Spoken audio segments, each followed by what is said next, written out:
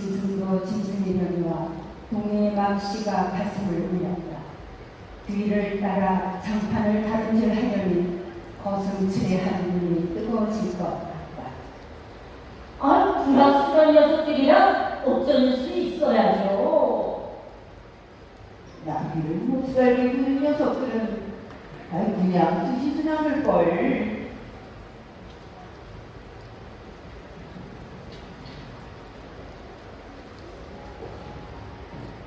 반평생을 같이 지내온 짐승이었다.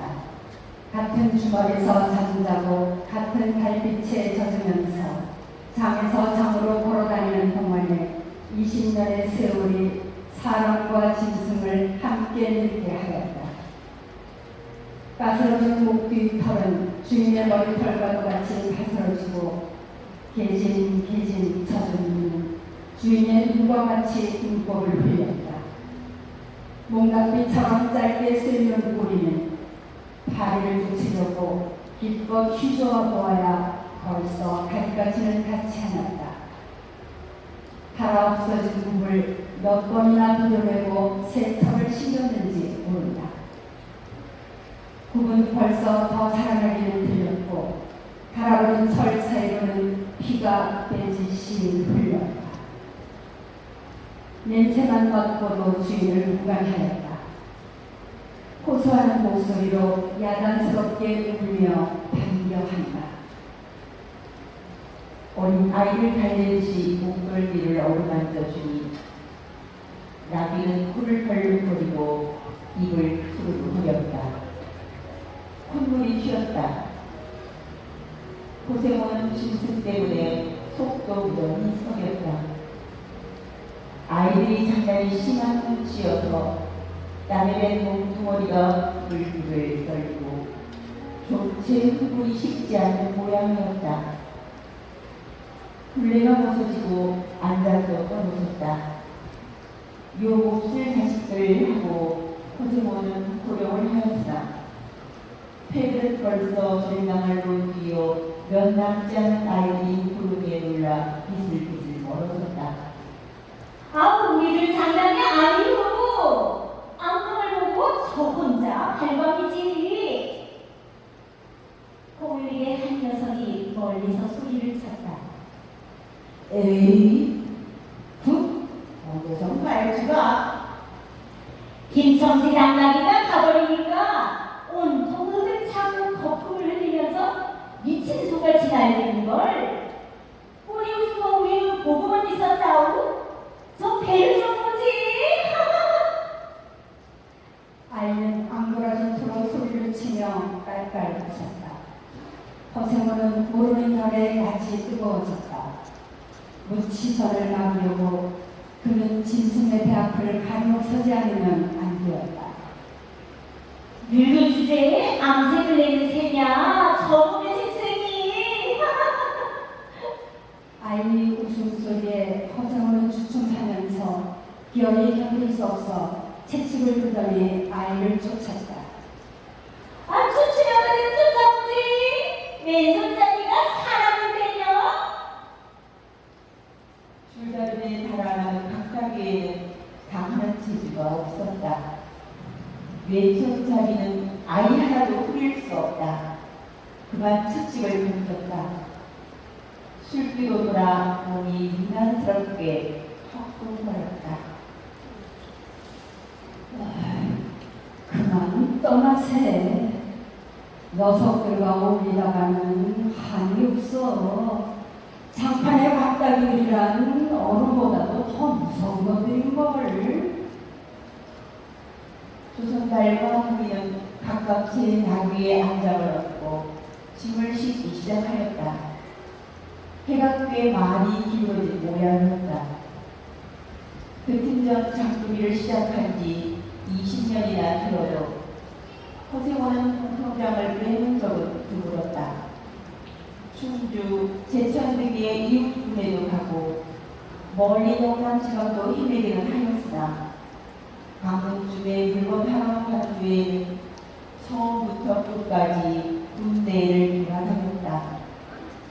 닷새만큼씩의 장다리는 확실하게 면에서 면으로 건너갔다.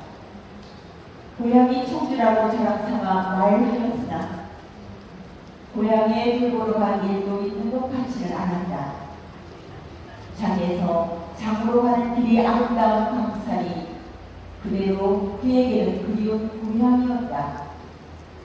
반달 두번이나 뚜벅뚜벅 걷고 장터 있는 마을에 거의 가까웠을 때 거친 나비가 한바탕 벅차게 울면 더구나 그것이 저녁녘이어서 독불들이 어둠 속에 깜빡거릴 무렵이면 늘 당하는 것이건만 호세모는 변치 않고 언제든지 가슴이 뛰놀았다.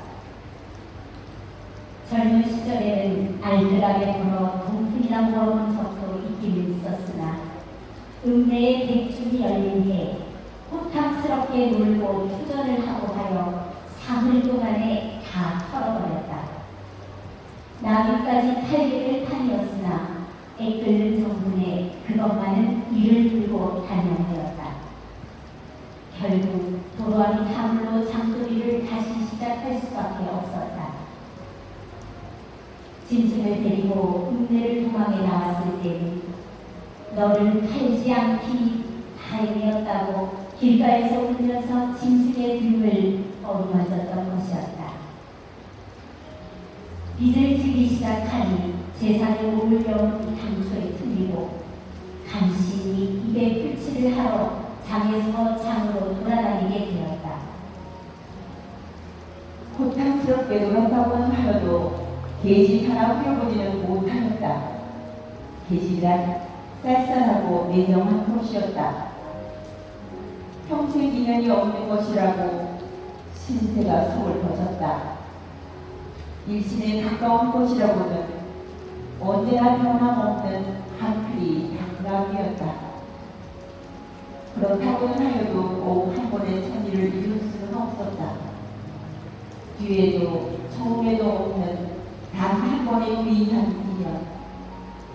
공평이 다니기 시작한 젊은 시절의 일이었다.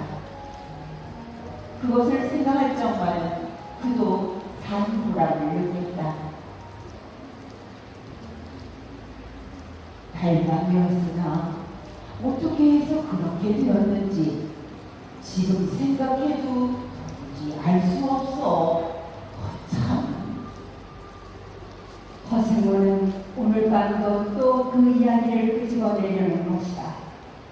조선가는 친구가 된 이래 귀에 못이 박히도록 들어갔다. 그렇다고 실증을 낼 수도 없었으나 허생호는 시치미를 떼고 되풀이할 대로 되풀이하고야 말았다. 달밤에는 그런 이야기가 벽에 왔거든. 조선달 편을 바라보았으나 물론 미안해서가 아니라 달빛에 감동하여서였다. 이지러졌으나 보름을 갓 지난 달은 부드러운 빛을 품무시 흘리고 있다. 대화까지는 80리의 밤길, 고개를 둘이나 넘고 개울을 하나 건너고 벌판과 산길을 걸어야 된다. 길은 지금 긴 산허리에 걸려있다. 밤중을 지난 무렵인지 죽은 듯이 고요한 속에서 짐승 같은 달의 숨소리가 손에 잡힐 듯이 들리며 콩포기와 옥수수 잎새가 한층 달에 푸르러 젖었다. 산허리는 온통 내리밭이어서 튀기 시작한 꽃이 소금을 뿌린 듯이 흐뭇한 달빛에 숨이 막힐 지경이다. 붉은 대군이 향기같이 애잔하고 나무들의 걸음도 시원하다. 길이 좁은 까닭에 세 사람은 나귀를 타고 외줄로 일어섰다. 방울소리가 시원스럽게 딸랑딸랑 매미 밖으로 흘러간다. 앞장선 허세원의 이야기 소리는 옥문이에 선 동리에게는 확실히는 안 들렸으나 그는 그대로 개운한 제멋에 적적하지는 않았다. 잠이 섰고 이런 날 밤이었네. 객주집 토방이라는 무더워서 잠이 들어야지. 밤중 그때서 혼자 일어나 개울가에 목욕하러 나갔었지. 공평은 지금이나 그제나 마찬가지야. 보이는 곳마다 매일같이어서 개울가가 어디나 하얀 꽃이거든. 돌밭에 벗어도 좋을 것을 다리 너무 밝은 가발에 옷을 벗어 물레방앗간으로 들어가지 않았나. 아이고 이상한 일도 많지. 거기서 난데없는 송서방의 처녀와 마주쳤단 말이야. 아이고 평소에 제일 가는 일색이었지. 팔자에 있었나 보지. 아무렴 하고 응답하면서 말머리를 아끼는 듯이 한참이나 담배를 깔 뿐이었다. 구수한 자주빛 연기가 밤기운 속에 흘러서는 녹았다. 날 기다리는 것은 아니었으나 그렇다고 달리 기다리는 눈탱이가 있는 것도 아니었네. 처녀는 울고 있단 말이야. 진작은 되고 있으나 성서방네는 한참 어려워서 들고 날 판이 되었지. 한 집안이니 딸에게 늘 걱정이 없을 리 있겠나. 좋은 데만 있으면 시집을 보내려만 시집은 죽어도 싫다지. 그러나 처녀란 때같이 정을 끄는 때가 있을까? 처음에는 놀라기도 한 눈치였으나 걱정이 들 때는 누그러지기도 쉬운 듯해서 이럭저럭 이야기가 되었네. 생각만 하면 무섭고도 기막힌 밤이었어. 제철인지로 주변감을 놓은 건 그 다음 날이랬지. 다음 장날에는 벌써 온 집안이 사라진 뒤였네. 장판은 소문에 발끝 뒤집혀 오죽해야 술집에 팔려가기가 상수라고. 처녀의 뒷부분이 자자들 하단 말이야. 제 전장판을 몇 번이나 뒤적였나. 허나 처녀의 고로 꼭 뽑은 자리야. 첫날 밤이 마지막 밤이었지. 그때부터 형편이 마음에 든 것이 반평생을 두고 다니게 되었네. 반평생이들 잊을 수 있겠나.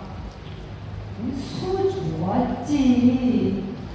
그렇게 신성한 일이라는 쉽지 않아. 한몸 못난 것 얻어 새끼 낳고 걱정 물고 생각만 해도 진정만 하지. 그러나 늙음까지 장돌뱅이를 지내기도 힘든 것 아닌가. 난 가을까지만 하고 이 생계에도 아직 하려네. 이 대학 중에 조그만 전방이나 하나 버리고 식구들을 부르겠어. 사시장천 두고 걷기란 벽안이 돼야지. 처녀랑 만나면 같이 다 살까. 나는 먹어줄 때까지 이길 먹고 저 달볼 테야.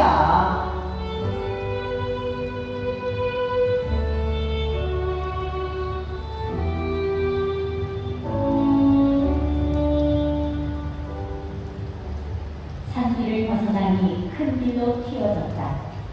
옥리의 동이도 앞으로 나서 나비를 길 가로 들어섰다.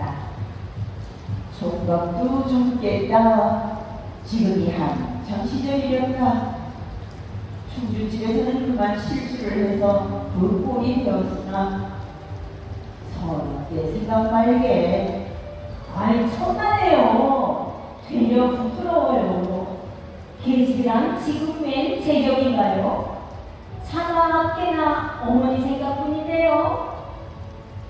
허생원의 이야기로 실심의 한 끝이라 동리의 어정은 한풀 수그러진 것이었다. 아비용이란 말에 가슴이 터지는 것도 같았으나 제겐 아버지가 없어요. 피부치라고는 어머니 하나뿐인걸요. 돌아가셨나? 아이 당초도 없어요. 원 그런 법이 세상에. 생원과 성달이 야단스럽게 껄껄들 웃으니 동리는 정색하고 우길 수밖에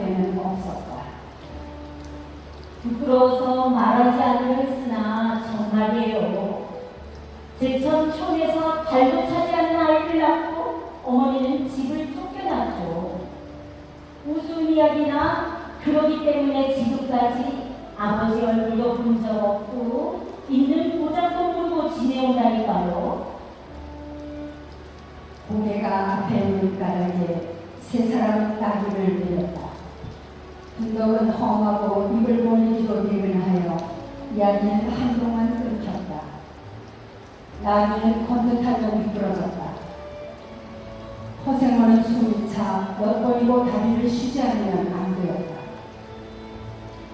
고개를 넘을 때마다 나이가 알렸다. 동이 같은 젊은 축이 한없이 부러웠다. 땀이 등을 한바탕 쭉 씻어내렸다.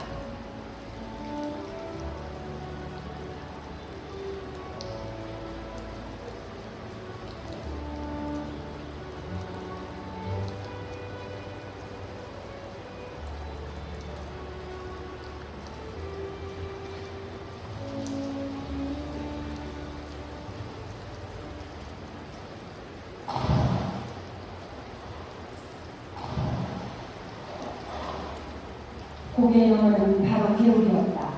장마에 흘려버린 널다리가 아직도 걸리지 않은 채로 있는 까닭에 벗고 건너야 되었다. 고이를 벗어 삐거둥이 얼거매고 반 벌거숭이 수광스러운 꼴로 물속에 뛰어들었다. 금방 땀을 흘릴 뒤였으나 밤물은 뼈를 찔렀다. 그래, 대체 기름이 누가게 보고. 어머니는 하는 수 없이 의붓을 얻어가서 술 장사를 시작했죠. 수리고줄에서 의붓하고 전 낭만이에요. 철들어서부터 맞기 시작한 것이 하루늘 편한 날 있었을까. 어머니는 말리다가 채이고 맞고 칼부림을 당하고 하니 집 꼴이 뭐겠소? 18살 때 집을 뛰쳐나서면서부터 이 짓이에요. 아이고, 이 자네가 나이 치고는 무던하다고 생각했더니 듣고 보니 딱 80세로군. 물은 깊어 허리까지 찼다. 속물살도 어지간히 샌데다가 발에 채는 물맹이도 미끄러워 금세 훌칠 듯 하였다. 나귀와 조선자는 재빨리 공을 넘었으나 동이는 허생원을 붙드느라고 두 사람은 훨씬 떨어졌다. 모친의 심정은 원래부터 제천이었던가? 아, 웬걸요? 시원스리 말은 안 해주나 공평이라는 것만은 들었죠. 공평? 그게 그 안에서 무엇이고? 알 수 있나요? 도무지 듣지를 못했으니까요. 그렇겠지. 중얼거리며 흐려지는 눈을 까물까물 하다가 허생원은 경망하게도 발을 헛디뎠다. 앞으로 꼬꾸러지다가 바쁘게 몸째 퉁덕 빠져버렸다. 허위적거릴수록 몸을 건져줄 수 없어 동이가 소리를 치며 가까이 왔을 때에는 벌써 허구나 흘렀었다. 어째 쫄딱 젖으니 물에 젖은 개보다도 참혹한 꼴이었다. 동이는 물속에서 어른을 가볍게 업을 수 있었다. 젖었다고는 하여도 여인 몸이라 장동 등에는 오히려 가벼웠다. 에이, 이렇게까지 해서 안 됐네. 내 오늘은 정신이 빠진 모양이야. 염려하실 것 없어요. 그래, 모친은 아비를 찾지 않는 치지. 늘 한 번 만나고 싶다고는 하는데요. 지금 어디 계신가? 의도와도 달라져서 제천에 있죠. 가을에는 공평에 모셔오려고 생각 중인데요. 이를 두고 벌면 이럭저럭 살아갈 수 있겠죠? 무려 기특한 생각이야. 가을이랬다. 동일이 담탁한 눈머리가 뼈에 사무쳐 따뜻하다. 물을 다 건넜을 때에는 도리어 서글픈 생각에 좀 더 폈으면 하였다. 아이 참 진동이를 실수를 하니 웬일이요 생원. 조선가를 바라보며 기어코 웃음이 터졌다. 에이, 나야. 나비 생각하면 그만 지으려고 했어. 내 말 안 했던가? 아, 저번에 제법 새끼를 얻었단 말이지. 음내 강릉지 피말리 말일세. 귀를 좀 세고 달랑달랑 뛰는 것이 나비 새끼같이 귀여운 것이 또 있을까? 그러고로 나는 일부러 음내를 본 때가 있다네. 아이 사람을 물에 바칠 땐 나는 대단한 양새끼군.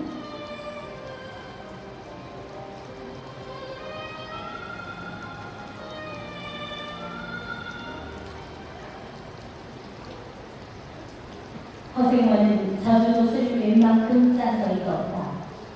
이가 덜덜 달리고 가슴이 떨리며 몹시도 추웠으나 마음은 알 수 없이 둥실둥실 가벼웠다.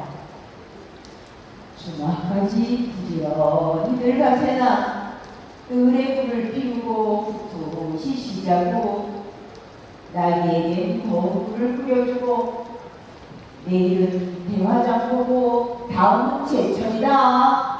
생원도 제천으로? 오래간만에 가보고 싶어.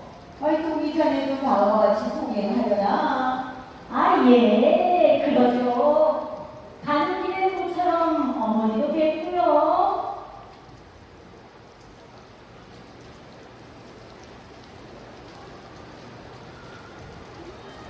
나무가 걷기 시작하였을 때 동이의 채찍은 왼손에 있었다.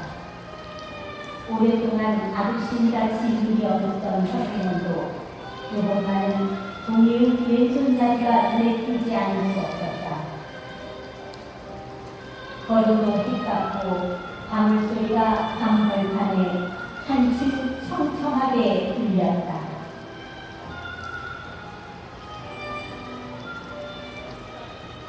다리에 오지간히 기울어섰다.